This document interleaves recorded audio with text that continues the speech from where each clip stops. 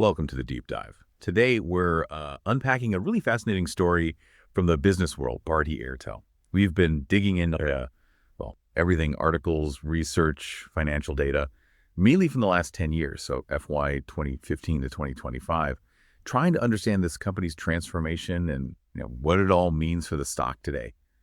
Our goal, pull out the key insights for you. Yeah, and what's so compelling is the journey itself. I mean, think about it. Started as a manufacturing group way back in '76, and now a global communications giant.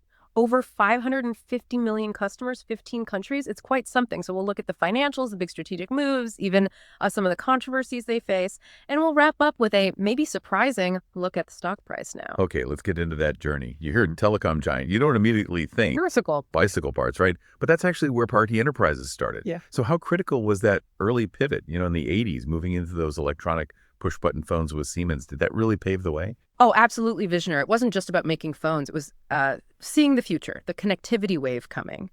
And that early nimbleness, plus Neil Bharti Mittal's own global connections, his roles at GSMA, ICC, things like that, that's a huge sort of intangible asset. It gives them early insights, maybe helps smooth the way with regulators globally, a real strategic edge. Right. Now, the financials.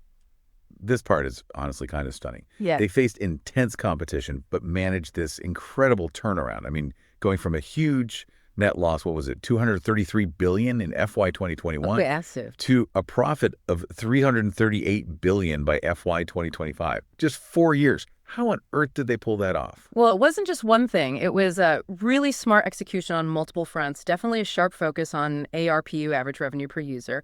And yes, big cost efficiencies were key, but they also made smart moves into new areas. Things like their Airtel Xstream platform, the payments bank, building diverse revenue streams for the future. Right. Oh, okay. Diversification. Exactly. And, their Africa operations. Really strong growth, 21.1% in constant currency.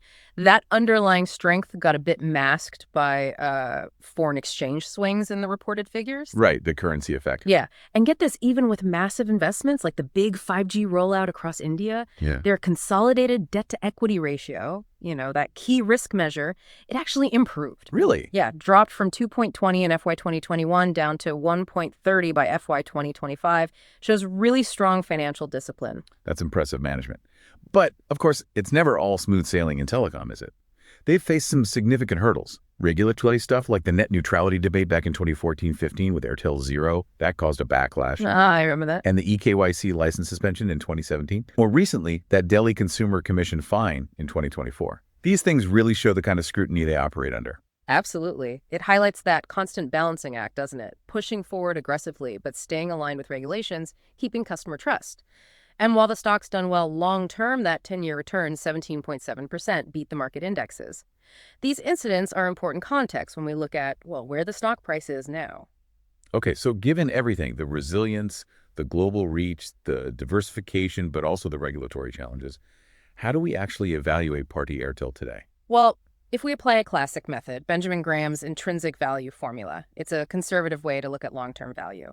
Using that, Bharti Airtel's intrinsic value comes out around 1,300.325, roughly. Okay, 1,301 and the actual market price right now. Significantly higher. It's trading around 1,921.90. Wow. So Graham's model suggests it's, overvalued. Like the market has already priced in a lot of future growth. That's what the Peel numbers suggest, yes. Which leads to a really interesting question for you listening. How do you weigh a company's proven strengths, that resilience we talked about, the smart diversification into digital like Xstream and the payments bank, the aggressive 5G push? How do you factor that into a valuation when the traditional math says it might already be priced for perfection? It really highlights that tension, between solid fundamentals and what the market thinks might happen next.